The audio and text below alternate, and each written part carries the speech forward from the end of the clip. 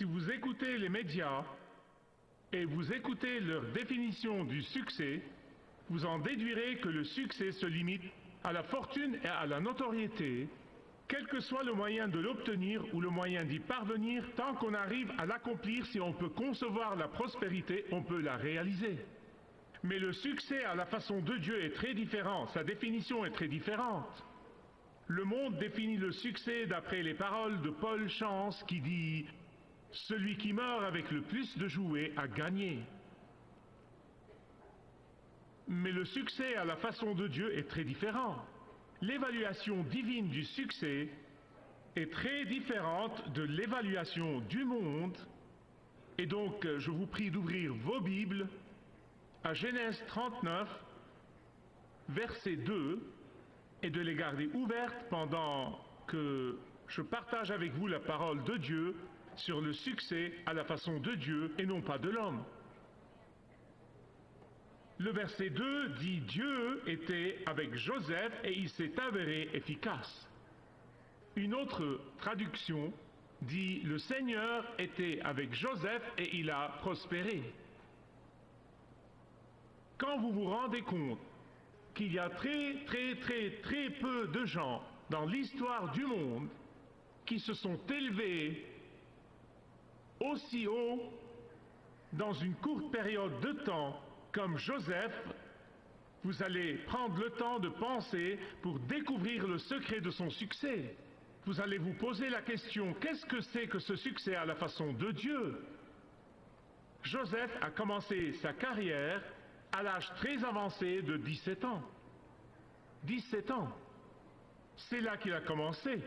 Quand il a eu 30 ans, il est devenu le second homme le plus puissant dans le monde connu à cette époque-là. Mais ça ne s'est pas produit parce que Joseph était ambitieux.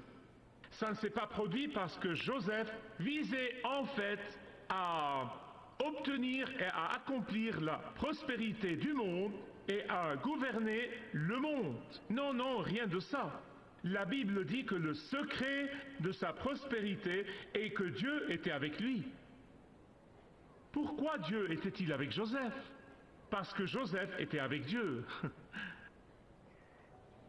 En fait, Joseph ne savait pas qu'il était placé sur le premier barreau de l'échelle de la prospérité. Il ne le savait vraiment pas. La prospérité n'était pas quelque chose qu'il visait ou dont il rêvait et voulait réaliser. Ce n'était pas quelque chose qu'il recherchait. Ce n'était pas quelque chose pour laquelle il était prêt à fouler aux pieds quiconque essayait de l'entraver afin de monter l'échelle. Non. En fait, si vous demandiez à Joseph qu'il fût dans la fosse, ou dans le cachot, ou dans la prison de Pharaon, et vous disiez « Joseph, tu as prospéré ?» il vous dirait « J'ai horreur de penser à ce que c'est qu'être un raté. » La prospérité à la façon de Dieu n'a pas toujours l'air d'une prospérité. Elle n'a pas l'air d'une prospérité surtout pour le monde. Mais le secret de la prospérité de Joseph est le secret même de votre prospérité. Il sera le secret même de la prospérité de quiconque à la façon de Dieu. Cela si vous voulez prospérer à la façon de Dieu. Et c'est très simple, ce secret est vraiment simple, et il est simplement le suivant. Découvrir la volonté de Dieu dans votre vie et y obéir. À un très jeune âge, Dieu a révélé sa volonté à Joseph. Elle n'était pas très claire, elle était floue, mais il la lui a révélée sous la forme d'un rêve.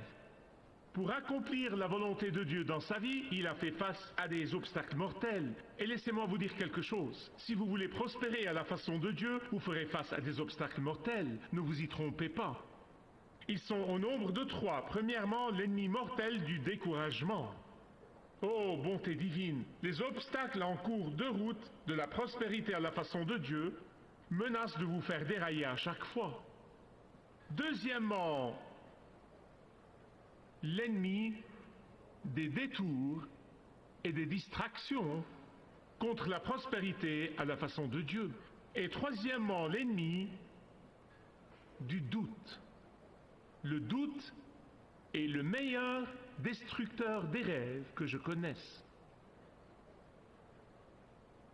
Le doute est le pire ennemi de la prospérité à la façon de Dieu. Et le jeune Joseph a fait face à ces trois ennemis mortels. Mais je veux vous le dire dès le début, si vous faites face à ces trois ennemis, rappelez-vous que ces trois ennemis vont frapper fort quand vous serez à deux doigts de la prospérité à la façon de Dieu. Ils deviendront vraiment acharnés. Savez-vous que le découragement est vraiment l'un des outils les plus précieux dans la boîte à outils de Satan? Il y a en fait une fable que j'ai lue il y a très très longtemps, et je ne me souviens pas des détails exacts, mais Satan vendait ses outils aux enchères, et quand il est arrivé au découragement, il a dit « Je ne le vendrai pas pour tout l'argent du monde », car c'est son outil le plus précieux. C'est ce qui fait marcher ses affaires, c'est son outil puissant, et il s'en sert impunément contre les enfants du Dieu vivant. Rappelez-vous que Joseph avait vu un rêve, il n'avait pas tout compris là-dessus, mais il savait que Dieu avait un plan pour sa vie, que Dieu guidait ses pas, que Dieu était avec lui. Dieu a choisi de révéler sa volonté à Joseph, et la volonté de Dieu était de sauver le reste du peuple d'une destruction certaine, parce que Dieu voulait dans son plan que des entrailles de certains d'entre eux viennent la naissance du Messie, le Seigneur Jésus-Christ. Ils ne comprenaient pas tout en ce temps-là. Mais en attendant, rien n'allait bien. Non, mais rien. Rien ne se passait comme il se doit. Rien n'indiquait que Joseph était vraiment sur le point d'accomplir la volonté de Dieu et la vision de Dieu dans sa vie. Rien. Ses frères étaient remplis de jalousie et de haine et de méchanceté. Ils l'ont pris et ils l'ont jeté dans une fosse à l'âge de 17 ans. Ce n'était pas assez. Ils ont pris sa tunique de plusieurs couleurs, ils ont égorgé un animal, ils ont trempé la tunique dans le sang de l'animal, et ils ont pris cette tunique et ils ont menti à leur père et ils ont dit « Ton fils est mort ». Et leur père a vécu pendant de nombreuses années affligé et le cœur brisé, croyant qu'une bête féroce a dévoré son fils. Mais ce n'était pas assez pour eux. Ils ont en fait vendu Joseph à une caravane de marchands arabes qui traversait cette partie du monde. Et cette caravane de marchands ont pris Joseph et l'ont vendu comme esclave aux enchères à la place du Caire. Ils l'ont vendu comme esclave. Celui qui l'a acheté était le chef des services secrets du palais de Pharaon. Maintenant, laissez-moi vous parler de ce type Potiphar. Non, mais il est le genre de personne que si vous le regardez de travers, il vous tranche la tête. Et Joseph a fini par être un esclave dans sa maison. Qu'est-ce que c'est que cette prospérité? Rien n'allait bien. Êtes-vous passé par là? Sinon, vous y passerez quand vous vous retrouverez là où Joseph était à ce stade-là de sa vie. N'oubliez pas que je vous parle de ce type qui est passé par là bien des fois. La première chose que vous voulez faire quand vous êtes découragé, vous avez déjà compris. Vous savez ce que c'est. Renoncez. Renoncez. Renoncez. Job a craint le découragement qui est venu sur lui.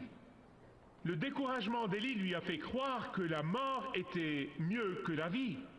Le frère aîné dans l'histoire du fils prodigue a permis au découragement de le transformer en un homme amer et furieux et plein de ressentiment. Moïse a fulminé et s'est agité à cause de son découragement. Jonas a voulu fuir par découragement. Ah, mais Joseph a fait face à son découragement en étant plus fidèle au Seigneur.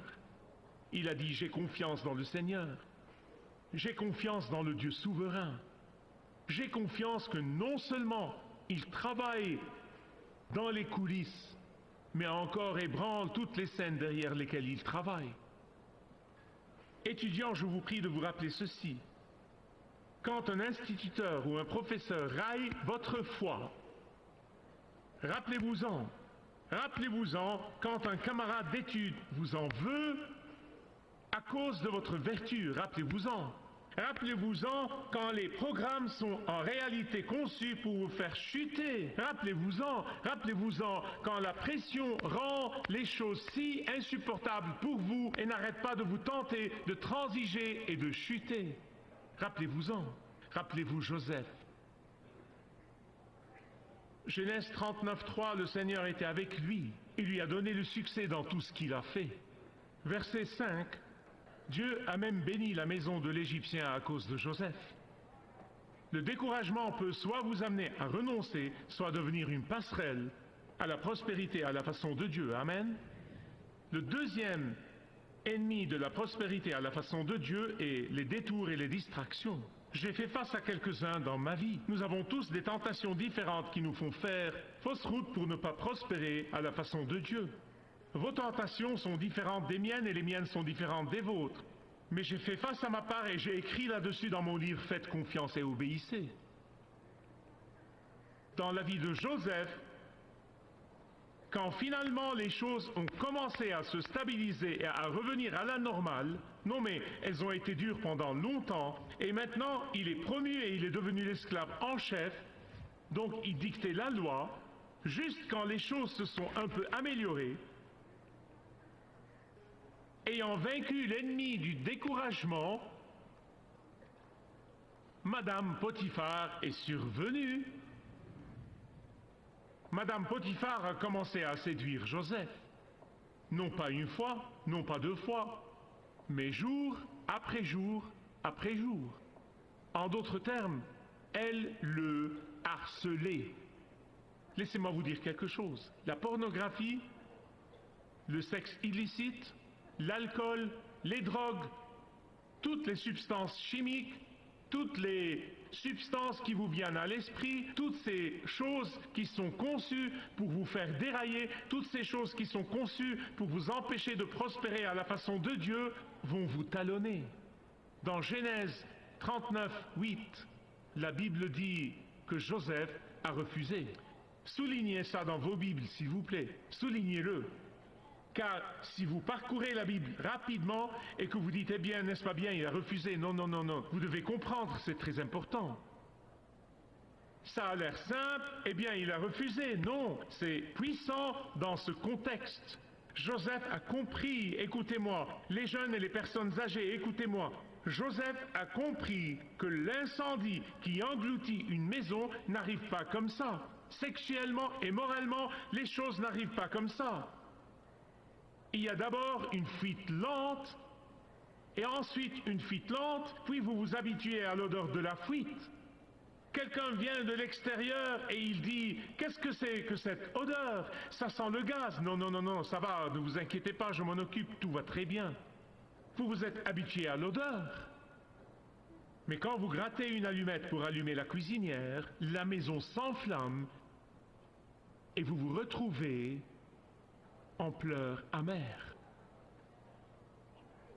Écoutez-moi, bien-aimés, que vous soyez célibataire ou marié, écoutez-moi. Lorsqu'il s'agit de la tentation sexuelle, il n'y a qu'un seul moyen de l'aborder. Il n'y a qu'un seul moyen de l'aborder. Il n'y a qu'un seul moyen de l'aborder. Et c'est de mettre vos chaussures de sport et de vous enfouir. Vous enfouir. Non, ne la combattez pas. N'engagez pas des pourparlers, ne l'expérimentez pas, prenez la fuite. Quand Joseph a fait face à l'ennemi du découragement, il a fait confiance à Dieu. Quand il a fait face à l'ennemi du détour, il s'est enfui. Le troisième ennemi de la prospérité à la façon de Dieu est le doute. Le doute. Si vous regardez le même chapitre, 39, Genèse 39, regardez les versets 19 jusqu'au verset 23. Joseph a été faussement accusé et il a été jeté dans le cachot de Pharaon. Ce n'était pas une prison comme nos belles prisons, c'était un cachot. C'était un endroit misérable. Vous savez, je lis la Bible chaque année et chaque fois que j'arrive à cette partie, je deviens absolument convaincu. Je ne peux pas vous le prouver, je ne peux pas vous donner une référence, c'est juste mon opinion personnelle. Je suis convaincu que M. Potiphar n'a pas cru sa femme. Il ne l'a pas cru. Il savait qu'elle mentait. Il a observé Joseph jour après jour. Il savait que ceci était indigne de lui. Mais Joseph s'est retrouvé en prison, fausse accusation ou non, Potiphar devait rentrer chez lui la nuit pour dîner. Il devait faire quelque chose, il a donc jeté Joseph en prison. Je veux vous le dire dès le début. Être tenté de douter n'est pas un péché. Rester dans le doute vous amènera à pécher. Continuer à douter vous amènera à pécher. Une chose est sûre, Joseph avait des doutes et cela ressort dans ses mots en prison. Seigneur, est-ce là la récompense de ma fidélité? Ce n'est pas grave. Dieu ne va pas tomber de son trône quand vous lui posez une question comme ça va. Seigneur, c'est comme ça que je suis payé pour ma pureté. Seigneur, c'est ça la conséquence de ma vertu. Seigneur, comment vas-tu réaliser ta vision et ton plan pour ma vie alors que je suis dans ce cachot puant de Pharaon? Question. Comment Joseph a-t-il fait face à ce troisième puissant ennemi de la prospérité à la façon de Dieu? Il est devenu plus fidèle en prison, si c'est possible. Le Seigneur était avec Joseph et il lui a donné la prospérité, même dans le cachot, même dans la prison de Pharaon. Tout d'abord, Satan a attaqué le corps de Joseph et Joseph a gagné. Maintenant, il attaque sa pensée. Là aussi, à la fin, Joseph a gagné. Mais faites très attention, quand Satan attaque votre pensée avec le doute, car le doute arrive en secret, mais si vous permettez au doute de réussir, vous finirez par mener une vie double. J'ai entendu assez de témoignages, surtout des gens qui témoignent de leur vie à l'université, par après, et ils disent, et je l'ai entendu 100 fois, je ne l'ai pas entendu une fois, ils parlent de leur jour à l'université et ils témoignent qu'ils ont mené une vie double.